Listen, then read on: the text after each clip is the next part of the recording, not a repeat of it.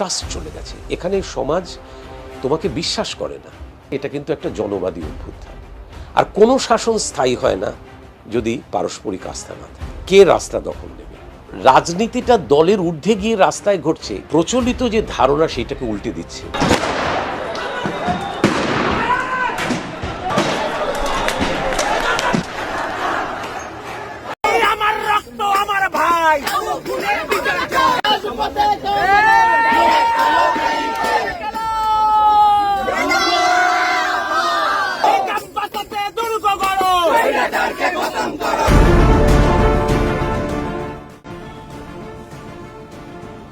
বাংলাদেশের পরিস্থিতি কিন্তু এখনো স্বাভাবিক হয়নি।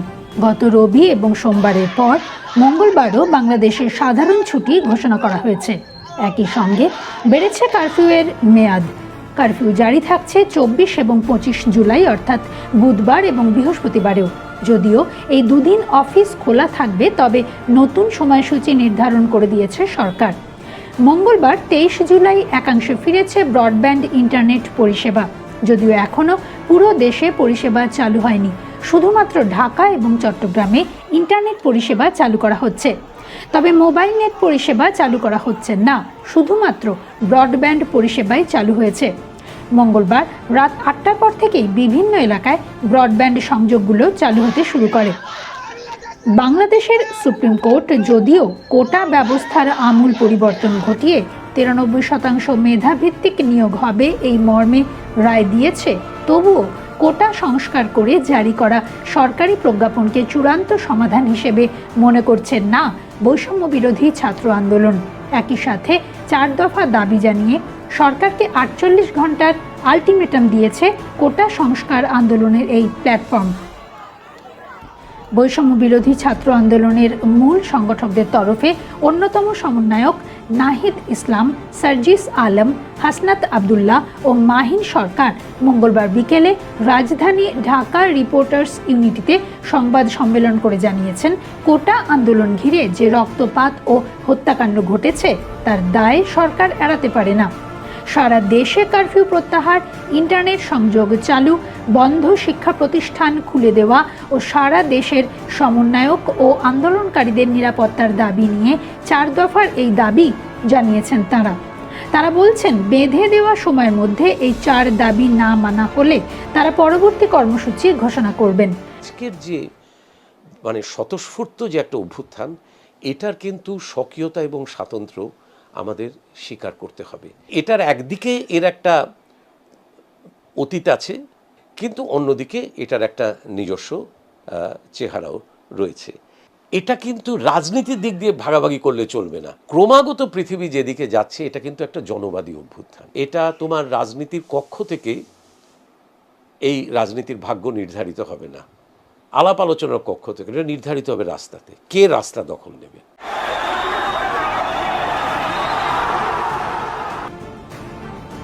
কোটা সংস্কার আন্দোলনকে ঘিরে গত কয়েক দিনে ঢাকা মেডিকেল কলেজ হাসপাতালে মোট ৭৯ জন ব্যক্তি মারা গেছেন বলে জানিয়েছে স্বাস্থ্য মন্ত্রণালয়।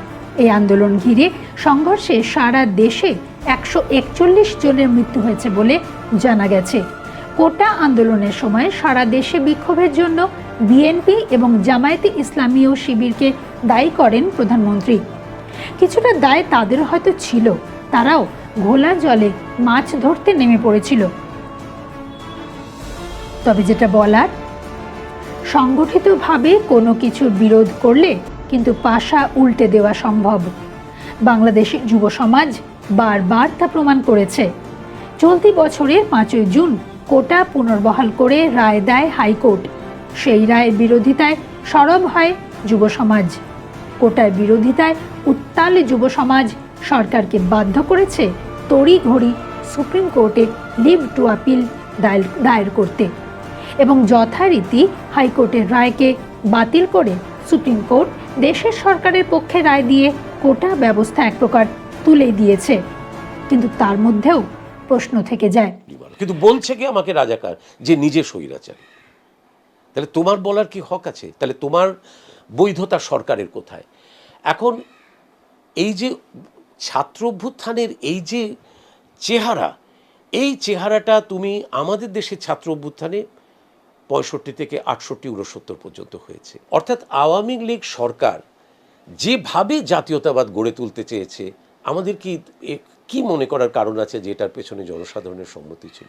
ওদের ওখানে নির্বাচনটাও মানে তোমার কি বলবে বৈধতা ক্রমাগত হারাচ্ছে, এবং সরকারের এমন কোনো লক্ষণ দেখা যাচ্ছে না যে সরকার এই যে জনসাধারণের যে অসন্তোষ এটাকে সম্মান দিচ্ছে, এটাকে খালি দেখছে যেটা বিএনপিকে একটু বেশি, অর্থাৎ রাজনীতিটা দলের ঊর্ধ্বে গিয়ে রাস্তায় ঘটছে, এইটা বিএনপি তৈরি করে দিয়েছে বা জামাত তৈরি করে দিয়েছে। এই যদি আমাদের রাজনীতি সম্পর্কে ধারণা হয়, তাহলে সেই সরকারের মুখের ওপর এসে তখন বোমা ফেটে পড়ে। তখন ভাবে এটা কি হলো?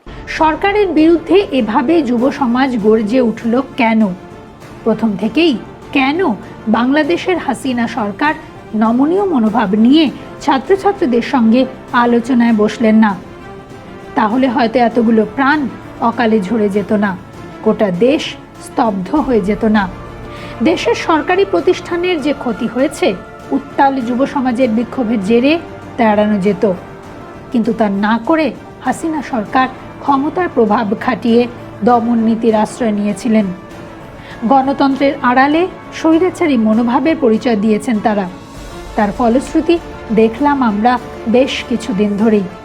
বিশ্বের বিভিন্ন প্রান্ত থেকে বাংলাদেশের এই সিদ্ধান্তের কড়া প্রতিবাদ জানানো হয়েছে।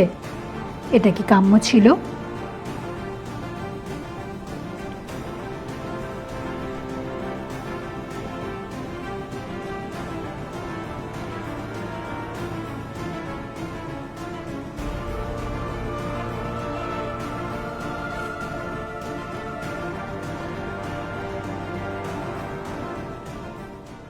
একসময় ভাগের একটা কারণ ছিল, কিন্তু এইটা দিয়ে তুমি যদি সমাজের চিরকালের একটা ফাটল তুমি রেখে দাও, সেইটা হয়তো সমাজ চালানোর ক্ষেত্রে ঠিক রাস্তা নাও হতে পারে। এখন সরকার হয়তো এর থেকে শিক্ষা নিতে পারে। আমি নিজে মনে করি যে বাংলাদেশের প্রধানমন্ত্রী এইটার একটা দোলাচলের মধ্যে আছেন। বাংলাদেশের প্রধানমন্ত্রী আগে বেশ কিছু সময়তে তিনি সাহস দেখিয়েছেন, কিন্তু ক্ষমতার নিজস্ব একটা যুক্তি থাকে। এই যে সমাজকে ভাগ করে দিল যে যুক্তিতে, সেইটাকে পুরোটা পাল্টে দেওয়া, এটা তো একটা কি বলবে যে এটা তো একটা আনথিঙ্কেবল ইমাজিনেশন। এইভাবে যে ভাবা যায় আমরা তো কেউ ভাবিনি। ঠিক যেভাবে বলা হয় যে তুমি যদি আমাকে বলো যে I am a nigger, yes I am a nigger, এটা যে একটা সবসময় বিরাট নকশালপন্থী একটা আদর্শ মুক্ত, এইগুলো তো তা তো নয়। একটা হয়েছে, কিন্তু সময়ের একটা এইটুকু বলতে পারো এটা ঘটতই আজ বা কাল।